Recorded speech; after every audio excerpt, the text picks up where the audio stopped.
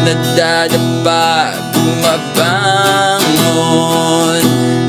gaya ng puno, hindi pumapalag. Hey there, Nocturners! Welcome back sa isa na namang episode ng Usap Sean dito sa Nocturnal Sage, a guide for those left in the dark. Ako nga pala si Jeremy, o ang tinatawag na Kuya N. Nung nakaraan, pinag-usapan natin, kung napanood nyo lang, no, yung mga paraan paano mag-sorry. Ngayon, pag-uusapan natin yung kabaliktaran. Paano magpatawad?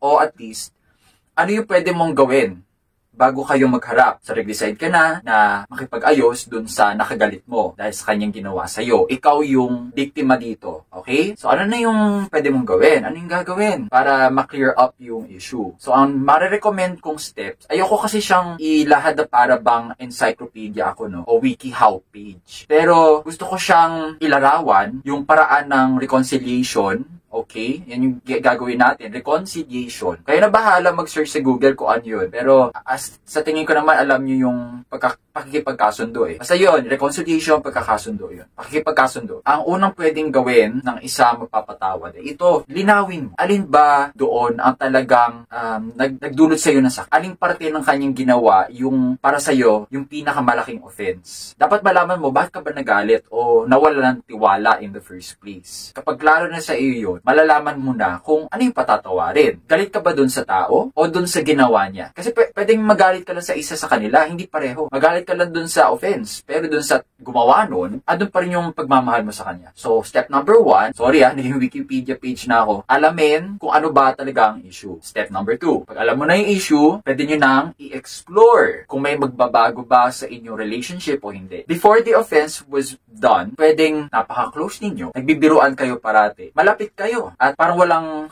araw na hindi kayo magkasama. That was before, again, the offense. Pero nung nangyari ang hindi inaasahan, at ngayon ay nakikipag-ayos na kayo, pagkatapos nun, maibabalik ba ninyo yung dating pakikipagbiruan, yung dating lambing, o hindi na? O may distansya na? Kasi yung pagpapatawad, isa na rin yung transition sa susunod na pwede mangyari sa inyong relationship. Pwedeng may nabago after the forgiveness and apology. Yun nga lang, pwedeng nag-iba na yung papel ninyo sa isa't isa. Kuwari, kung betrayal yan, pwedeng dati, tinitingnan mo siya as someone na pwede mong share ng secrets, as in lahat, mababagi mo. Tapos ikaw, dati tinitingnan ka niya as someone na ina-idolize, na pwede niyang, pwede siya maging komportable na kuhaan ng gamit, na walang paalam. Okay? Pero ngayon, siguro may konti ng distansya kayo. Yun, alamin nyo lang kung may nagbago ba o mananatili ba yung dating ang samahan, o is it time to revise a bit yung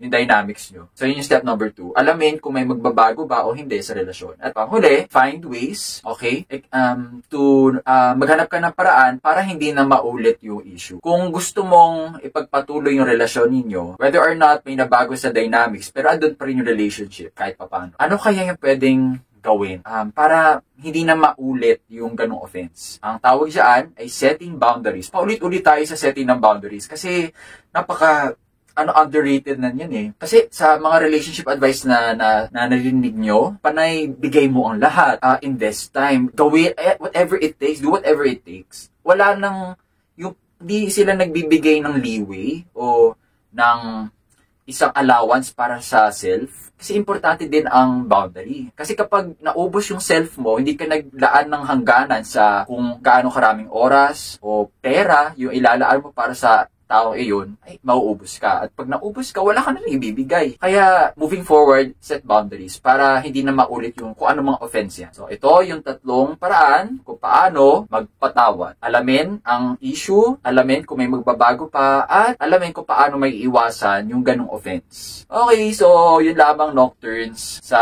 episode na ito, nilahad ko lang yung bagay na pwedeng gawin para makomplete yung reconciliation. Para fresh na kayo ulit, diba? O kung hindi man babalik yung dati, at least, kung tinapos nyo man yung friendship nyo, tinapos nyo ng maayos. At may relationship pa rin kayo. Nagbago lang siguro yung direction ng relationship. Pero at least, mahalaga, may relationship pa rin. At malay nyo, yung relationship na yan, pwedeng hindi nagtagal sa paraang inaasahan, ngunit inihanda kanyang relationship na yan para sa susunod mo pang relationship. Buksan lang natin yung mga mata natin, Nocturnes, no? Maraming mga tao sa paligid natin na pwede din natin maging ka-close, pwede din natin maging kaibigan. Huwag natin isara yung ating mga isip sa kanila. Learn to look around, not just forward, but around. Huwag lang iisang tao yung tingnan mo. So, yun lamang, Nocturnes. Hanggang sa susunod na episode, panatilihin ang iyong tigas.